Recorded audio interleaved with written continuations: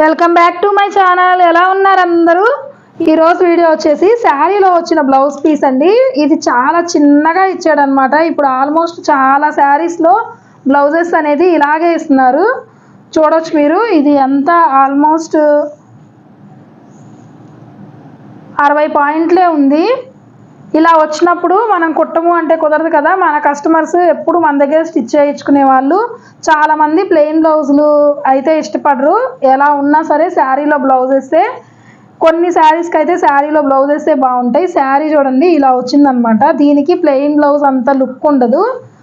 అలాంటప్పుడు మనం స్టిచ్ చేయక తప్పదు. ఇలా తక్కువ క్లాత్ వచ్చినప్పుడు కూడా శారీలో బ్లౌజ్ పీస్ అనేది మనం ఎలా కట్ చేసుకోవాలి అనేది చూపిస్తాను. ఇది కొత్తగా నేర్చుకునే వాళ్ళకైతే చాలా యూజ్ అయింది.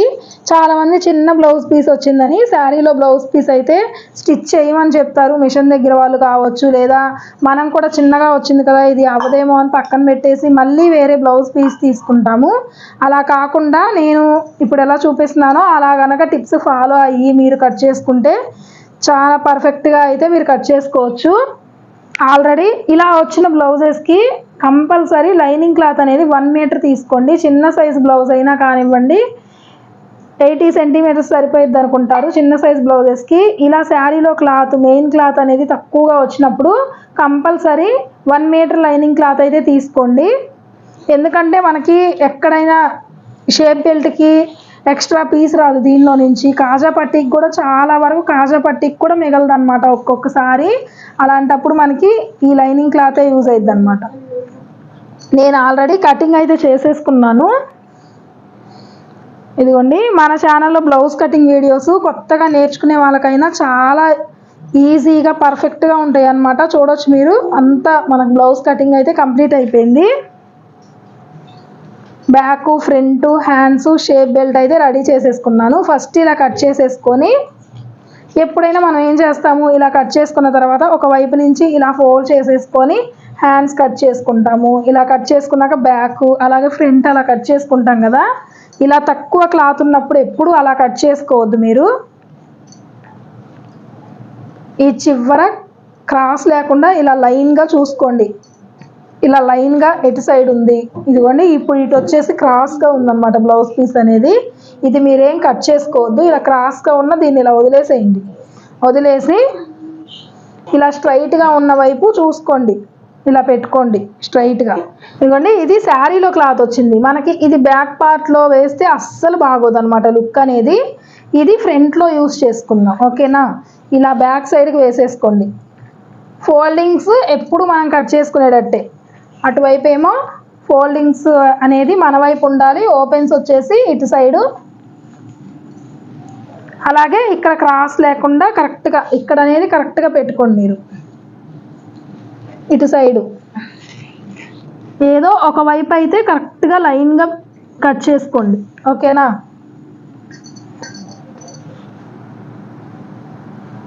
ఇదిగోండి, ఇలా పెట్టేసుకున్న తర్వాత మీకు ఇప్పుడు ఎక్కడ ఏ పార్ట్ మనకు కరెక్ట్గా సరిపోయిద్ది అనేది చూసుకోండి. ఇదిగోండి, క్లాత్ అంతా ఇలా పరిచేసుకున్న తర్వాత ఆ చివర వచ్చేసి హ్యాండ్స్ తీసుకోండి.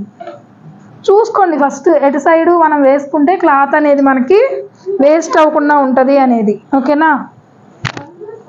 ఇదిగోండి, ఈ చివర వచ్చేసి నేను హ్యాండ్స్ ఫస్ట్ ఇలా పెట్టుకోండి. హ్యాండ్స్ అనేది చివర పెట్టుకుంటున్నాను. ఆ చివర హ్యాండ్స్ పెట్టుకున్నాను. అలాగే బ్యాక్ పార్ట్ కూడా ఇలా వేసేసుకోండి.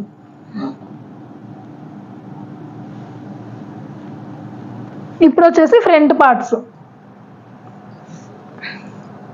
ఇదిగోండి, ఫస్ట్ ఇలా మొత్తం క్లాత్స్ అన్నీ ఇప్పుడు మనకి బ్యాక్ పార్ట్ ఎక్కడ, ఫ్రంట్ పార్ట్ ఎక్కడ, హ్యాండ్స్ ఎక్కడ సెట్ అవుతాయి అనేది ఫస్ట్ ఇలా పెట్టేసుకోండి. ఇలా పెట్టేసుకొని దీని మీద కట్ చేసుకున్నారనుకోండి, మీకు ఎంత చిన్న క్లాత్ అయినా సరే మీరు బ్లౌజ్ అనేది కట్ చేసుకోవచ్చు అన్నమాట, ఓకేనా. ఈ శారీలో మిగిలిన క్లాత్ ఏదైనా వస్తే ఎప్పుడైనా ఈ సైడ్ వైపుకి వేసుకోండి. ఈ సైడ్ వైపుకి వేసుకున్నారంటే మీకు ఆల్మోస్ట్ చాలా వరకు ఖర్చుల్లోకి వెళ్ళిపోయింది. లేదంటే ఇక్కడ కనిపించదు కాబట్టి మనం ఎప్పుడు సైడ్ జాయింట్ వైపు వేసుకోవాలన్నమాట. ఈ చివర ఏదన్నా శారీలో క్లాత్ లాంటిది వస్తే బ్యాక్ పార్ట్లో మాత్రం అస్సలు వేసుకోవద్దు, గుర్తుపెట్టుకోండి. ఇలా పెట్టేసుకొని చక్కగా కట్ చేసేసుకుందాం. అదే మీరు ఇలా వేసుకోకుండా ఎప్పుడు కట్ చేసుకునేటట్టు మీరు కట్ చేసుకున్నారనుకోండి, ఒకవైపు నుంచి హ్యాండ్స్, బ్యాక్ పార్ట్, మీకు ఫ్రంట్ పార్ట్ అనేది అస్సలు రాదనమాట.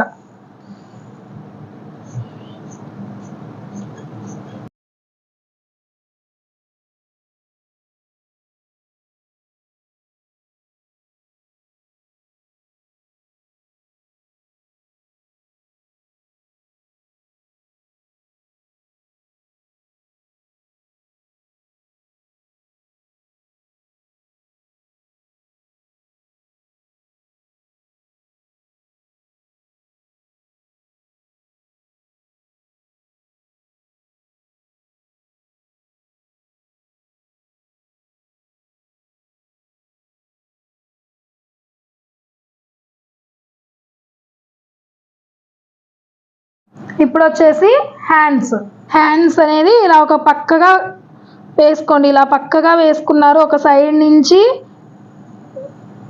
కట్ చేసుకున్నారనుకోండి, ఈ మిగిలిన క్లాత్ షేప్ బెల్ట్కి యూజ్ అవుతుంది అనమాట. మనకి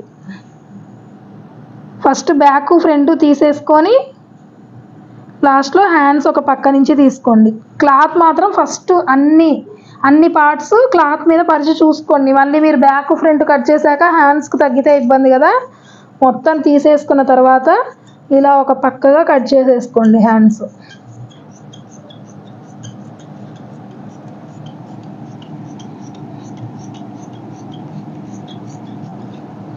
ఇలా కట్ చేసుకున్నారు అంటే మీరు శారీలో ఇప్పుడు ఇది 60 సెంటీమీటర్ల క్లాత్ కదా, 60 సెంటీమీటర్ల క్లాత్తోనే మనం లైనింగ్ వేసుకొని చక్కగా కట్ చేసేసుకున్నాం.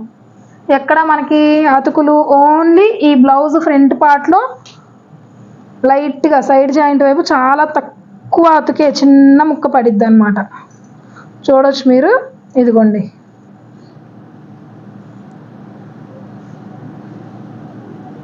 ఇదిగోండి ఆల్మోస్ట్ మీకు ఇక్కడ కూడా సరిపోయింది.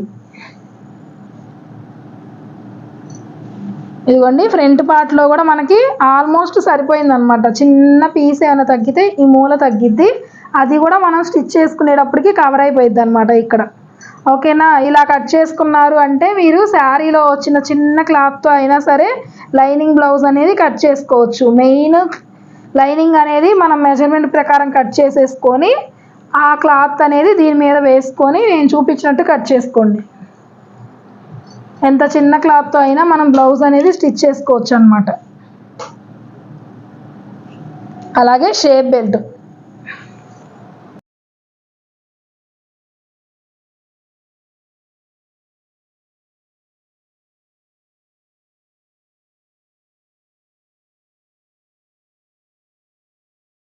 లేకుండా ఓన్లీ బ్లౌజ్తో ఎలా కట్ చేసుకోవాలి, అలాగే మెజర్మెంట్తో ఎలా కట్ చేసుకోవాలి, నడుము కొలత ఆధారంగా ఎలా కట్ చేసుకోవాలి, అలా అన్ని రకాల వీడియోస్ ఉంటాయి మన ఛానల్లో.